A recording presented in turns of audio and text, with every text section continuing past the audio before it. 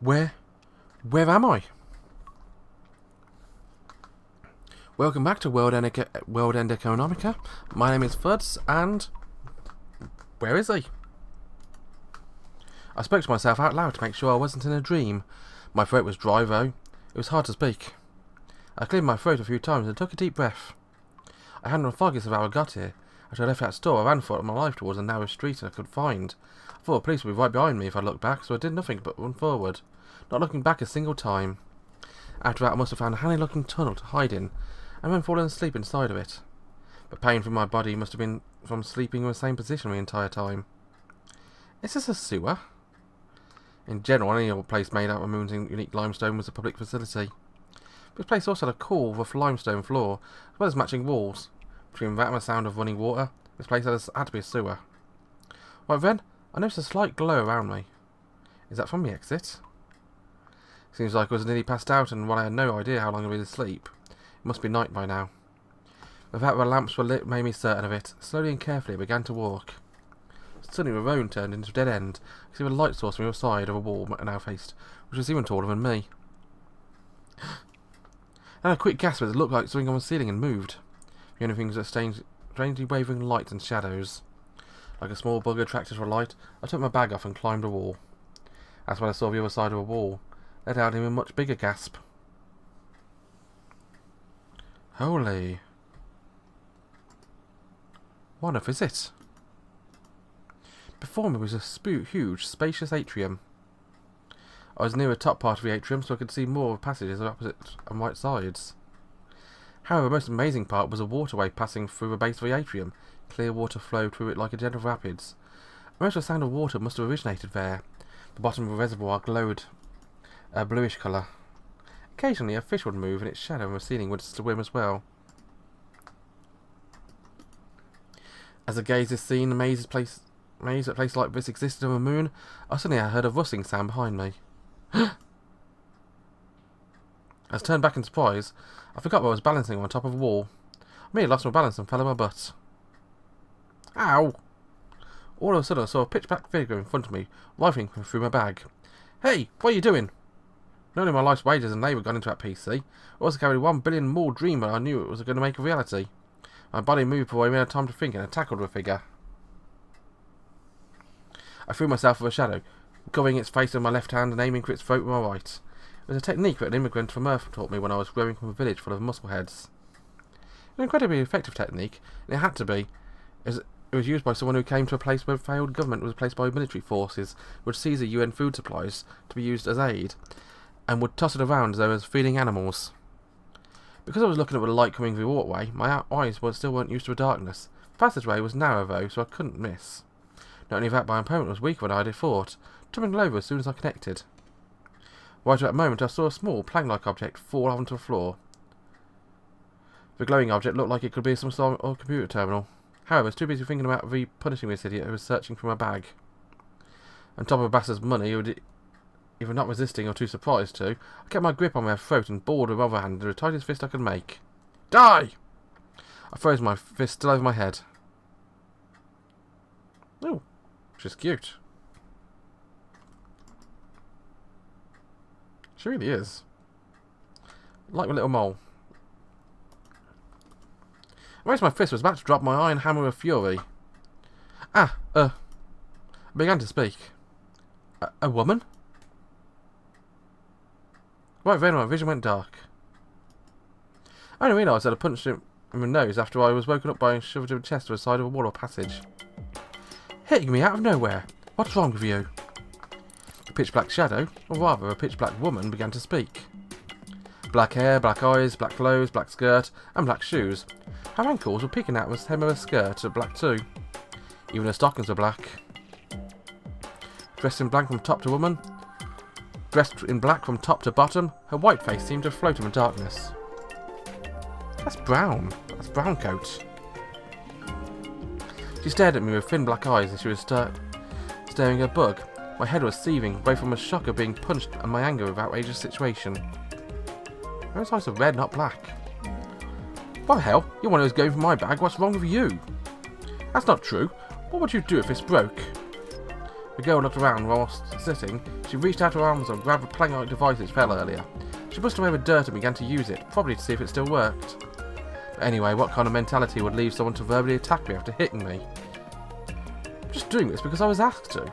Why do I have to be subject to this? She seemed to mutter to herself. Dishevelled from the fall, she gathered her long black hair into a night bundle of darkness. In one hand, straightened it neatly in an instant. It looked like a cable harness. Found him. I even get here, and it's the side passage of a top level. Still seated, the girl began to talk. That thing might also work as a communication device. Who in the world was she? And was she searching for me? Or was she still interested in what I was carrying? If that were the case, I wouldn't hold back. Thankfully, it was in a dark, deserted area. It was hard to place to see. I might have lost a fight just now, but if I went at her with all my strength, I knew I could win. Maybe we should take some naked pictures of her and post them online once I was done. You got a link? That in mind, her arrogant attitude expression might come in handy. Right as I went to move back off the wall, I heard a voice. I hear ya. Wait a minute. The floor's complicated around there. As soon as I heard her voice, I felt a dark urge in my chest disappear. I heard that voice before. It was the voice of a woman from a Chinese restaurant who allowed me to escape. Hurry up, please, sir.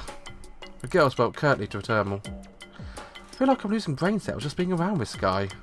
I was unfounding for a moment and glared at the girl. Huh? The girl glanced at me and quickly turned away. She acted as though she had a stray dog barking outside a window. She was clearly acting intolerable, way that only women can, making it seem like no way insult or abuse her or way could possibly affect her. I was the type to get really angry into something I say is ignored. I was not even enough of an adult to suppress my irritation. I just kept glaring at her, not caring how lame I might be looking. Still glaring at her, I pulled my bag towards me and she made sure nothing had been taken out. Nothing seemed wrong. Only there seemed to be something like a piece of dried macaroni at the bottom of her bag. It was partially metallic and small and green rice-sized light was flickering on and off. By the time I figured out it was a homing device, like the one you'd find on a pet dog, I heard footsteps from the other side of the passage. A woman who appeared shortly after was unmistakably one from a Chinese restaurant. While she was irritating, she also saved me.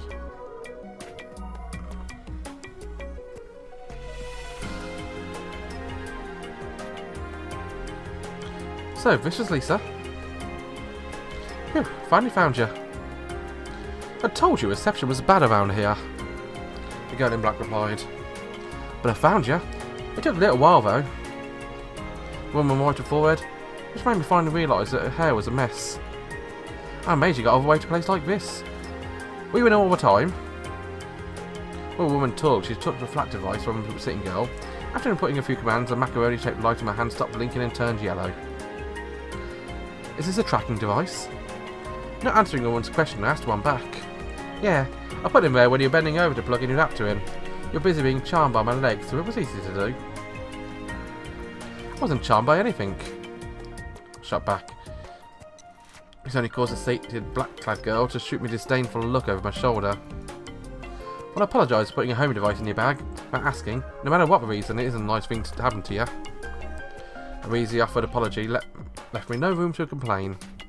Only there was no way that someone who put a tracking device in someone else's bag could be an upstanding person. Considering this, I started to feel like her saving me at the restaurant might have been due to some ulterior motive. In any case, it was back of the corner of a deserted sweater. What I had just thought of doing in my rage to that annoying girl in black might now be done to me. You see, geniuses and rich were gathered in the lunar cities. Most of them could be called extremely talented. However, very often it was said the line between brilliance and madness was paper thin. There was no shortage of stories along the lines of mad scientists performing unspeakable experiments on a nightly basis, or wealthy perverts committing sickening acts one after the other. I looked up at the woman, the shaking reflection of the water dimly reflected on her face. I grabbed my bag with one hand and was careful enough to spread my money across different pockets, so of course I carried at least a small weapon. But regardless of gender, that woman over there was taller than me. Gravity was weaker on the moon, so if you thought it was about a simple action and reaction, there wasn't much of a difference between her and a man, and a woman's punches and kicks. In that case, it came down to either wrestling or stiffening your body in one place and styling it into your opponent while conserving as much physical energy as possible. That's where the length of your limbs made a difference. Not only that, there was someone right next to me who most certainly wasn't on my side. I recall the atrium I've just looked into. My leg strength, I couldn't jump over a wall up the way over to the other side. Or, if I made sure to land in the water, wouldn't I be okay? While my mind was whirling through the possibilities, I gulped instead of following. Why are you doing this? Was you setting me a trap? I wasn't sure if I should say that much, but before I could make a decision, the woman spoke first. The woman smiled as she was stumped and bent her head to the side, and then she continued.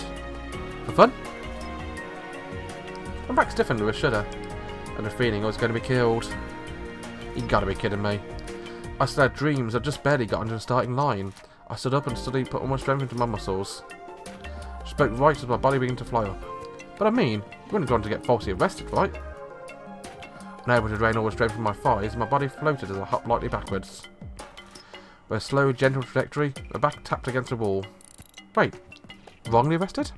That's right. Those droppers are chasing a boy around 15, 17, height around 160 centimetres, slender, black hair, black eyes, Asian features, wearing a black backpack. But isn't that him? The girl in black replied to his description. That's what I thought too.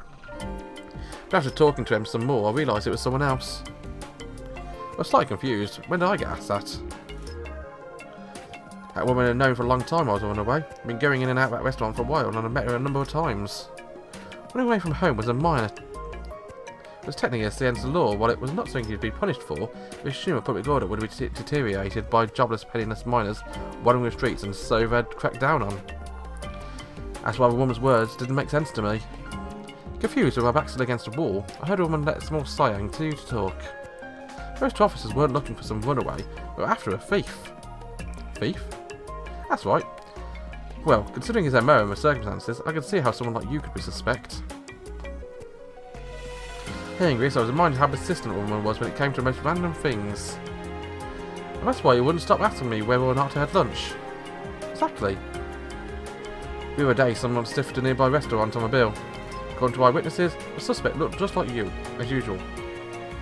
Well, I didn't think that someone who would order an Are You jelly with a carefree, satisfied expression in his face right after gobbling up a crab-fried rice would do something like that, you know? The woman giggled as she said this. Slightly miffed, I glared back at her. I wouldn't do something dirty like that over something like 10 moors. Of course not. I checked the CRO too. Oh, and I made sure to hang on to your change and your adapter. That made me feel a little relieved. The adapter was especially important. If you're smart enough, you can just do just about anything with an hectic compliance, so most purchases are required to show personal ID. If my adapter were to get returned to a police on the lost article, I'd figure out my identity in a snap. Over on Earth, even a child can anonymously buy parts that could be made into a cutting-edge missile. Now that was a scary place. So, that's what's going on. You should come back to my place. Honestly, could not understand what she was saying. What? I think I'm going back to a cafe. I asked Sir Owen, instead of stern-looking guys are taking turns patrolling the place. It was not a result of that was hard to predict. Only if that's the case, I'd be back at sleeping on the hard ground of some deserted area. To be honest, doing that took a big toll on my body. Being able to get a good night's calm sleep was the worst part of this police patrol. As far as getting sleep, the big bull cafe had a roof and running water. And if you said that you wanted to pay a premium fee, you get a sense of security that came in knowing that you'd be alerted if something dangerous started going down. The question was whether or not that was a reason to just jump out on an invitation from some suspicious woman who put tracking devices in people's bags for fun. Even in stock trading, too good to be true balance sheet was sometimes used to prime the pump, right before a huge crash. I understand why you might be suspicious, but I just told you, right? It's like a hobby of mine. Someone told me as this remained doubtful. I just realised she's holding her head like a pet. Bringing runaways like me into your home was a hobby? She's either a pervert with some busy hobbies, or could it be my charm? I mean, basically, I know what you're thinking, but unfortunately for you, boys younger than me aren't my thing unless they're holding giant, blood-soaked scissors. Giant, blood-soaked scissors? Well, when what? What are you after? Is it money? As soon as I said those words, a smile disappeared from woman's eyes. Huh? Did she get mad? Just some bat? Well, I'd be feeling I already said a lot of other things that should have made her anger. Still surprised with sudden change. Watching my face, the woman must have realised the change in her own expression. Oh well, I'm sorry. Spoke in a forced tone and rubbed the area around her eyes gently with both hands. This completely disarmed and confused me. Not only that, I was faced with a grim reality of not having any place to go. The woman in front of me allowed me to escape from a restaurant, so in that sense I owed her a lot. I concluded that aside from her part being run away, I did consider myself a decent human being, and so I should probably reply with something like this. If I do end up being a burden on you, I won't be able to pay much, you know? Well, I had realised that she wasn't especially interested in my money. I just had enough decency to feel bad about not paying someone who'd take care of me. That's why I said what I said, but would she understand? As I kept staring at the woman, she finally grinned and nodded. Of course, it would take a little food and other costs, but it shouldn't still be a lot better than wandering around just outside. Oh, and after all, I took care of Sero too. Huh? Nothing you should worry about, so what do you do? There's nothing else I could do. There's only one way I could answer. Thanks. Ah, should be more honest and just say that from the beginning. Woman continued to smile as she said that, but I told her in my head to be more reasonable. Okay, then let's go back. It gets much later. I won't have a good excuse to give the police. Hearing the word police, I nodded again, recognised the precarious situation I was in. However, while both the woman and I tried to set off, there was someone who wouldn't budge an inch. It was a girl dressed in black. I wasn't sure if she was listening to my conversation with the woman or not. She had an absent-minded look on her face. What are you doing? The woman asked. It was a very pertinent question. The girl, still not answering, turned her head and stared my way. Her utterly conceited expression immediately reminded me of the irritating argument I had just had with her. What? I said this with a voice full of anger. I knew my remark would just be ignored and snubbed. If she was being so upsetting, it might just came out that way. As expected, the girl just turned away snootedly with all the annoying elegance of some sort of princess. Hagana, you're not trying to throw a tantrum like some child, are you? The woman used the name Hagana to refer to the girl. Still snootedly turned away, the girl called Hagana gave no reply. With this, I was roughly able to guess what was going on. The woman inviting me to a house most likely meant I would be living under the same roof as this obnoxious girl named Hagana.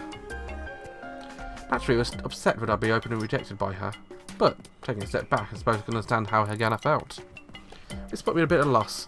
Should I get angry or should I respond like an adult? Only this was in time to place a doorbell. I was only about to say that I didn't mind even sleeping in the garden, so she spoke first. I can't stand up. What? Hagana looked at the woman who replied to her and continued. I can't put any strength in my hips. It's because he tackled me. Hagana looked at me as she said this. The woman looked at me. You tackled her? Really, I vaguely recall something like this happening in kindergarten or elementary school. Teacher. So-and-so tackled someone or another. I was not one to use violence without reason. The girl in black looked at over in response to a sound and saw someone searching for her own bag. Wouldn't she have done the same thing? Well, when I came to say this, I was faced with the fact that I tackled a delicate girl. I began to realise I didn't think it was hard to make an excuse for. Ugh, women are such unfair creatures. I cursed the black-clad and white-skinned Hagana as a shrewd tactician. I guess so. Wait, no, but well, I can imagine the situation. In that case, a fight, both parties are to blame. The woman said this and pointed at Hagana. Hagana looked to the tip of her finger as it was covered in some kind of sweet syrup. You can't walk, and I've been carrying you back. One pointed a finger at me. Still attracted by the finger, Hagana's gaze shifted to me. Wait, how's that punishment for both of us? That doesn't make sense. While I protested, the woman raised her eyebrows ever so slightly as if to insist that I listen to her. It was a blatant favouritism, I thought. After all, the person she's saying to be carried must also... I began to think, and then realised... in a fight, both parties are to blame. Okay, I'll help if you understand. This wasn't just any ordinary woman. Hagana also made a face as though she'd just come to some sort of realisation, then nodded, aside and put my bag on my front side and walked up towards Hagana. She was sitting down, so her face was only somewhat erotic position. Hagana hadn't made any particularly expressive faces to begin with, so stared up at me emotionlessly. Sadistic desires began to well up in me, thinking I'd feel a lot better if I slapped the side of her face as hard as I could. However, I felt as though if I dwell on these thoughts for too long, I might actually slap her. so I quickly crouched down and turned my back to her. I wasn't sure how long it would take, but living under the same roof as her seemed like it'd be a pain. So until a friction between us settled down, should avoid any potential points of conflict. Come on, Hagana, turn your arms, that's right. I tried to give Hagana, who seemed to be telling the truth about not being able to stand, a hand in climbing onto my back. Hagana's thin arms wrapped around my neck, when stiffled awkwardly. Actually, it seems like this girl had never climbed onto someone's back. Hagana, you're not going to be dangling from his neck, you're getting on his back. Well explained, after a bit of silence, Hagana shifted her body onto my back. Finally, two small but soft objects touched my back as I was responsible for carrying her. Wrapped my hands around the bottom of Hagana's thighs, it was filled with a strange thought. So this is what legs and stockings felt like. Shit, not bad. Okay, stand. Another part of me nearly rose as well, but with a quick start I put my strength into my two legs. I hadn't been skipping my resistance training, so I used to carry around 2 to 5 times my weight. Up to about 5 times my weight. Once on the go was practically nothing to me. Ah, you're stronger than I thought. A praise didn't feel too bad. Alright then, let's go. When we began to walk, I tried to follow behind her, but Hagana stopped me. Wait. Huh? I went to the back and both looked at Hagana's face. Hers was right next to mine, and suddenly I smelled something sweet and fruit-like for a moment. What is it? As the woman replied, Hagana raised her head a little while I stood back, replied quietly, "He really stinks." The woman looked blankly at Hagana, then at me. A strange, cheerful smile began to appear on her face. In a fight, both parties are to blame. I'm going to make her bow down to me one day.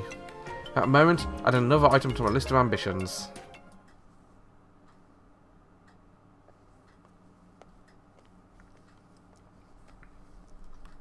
Okay, and that's all for tonight. It looks like this is more of a visual novel than it is a game with choices. There'll probably be choices later, I imagine, but so far it's the main story, getting me into the characters. If there are choices, hopefully it's going to be interesting ones, but so far the story's just brilliant. It's classic Isuna Hasekura writing. Very wordy, very interesting characters. Main character being very likeable, even if he's a bit generic. The two female leads there, Hagana and I can't remember what her name was, but they were very nice. Again, join me in next time for more from World End Economica. If you like the game, I do plan on playing all 3 parts of it, which are now available on Steam. As ever, thank you very much for watching. Have a wonderful day. Bye bye.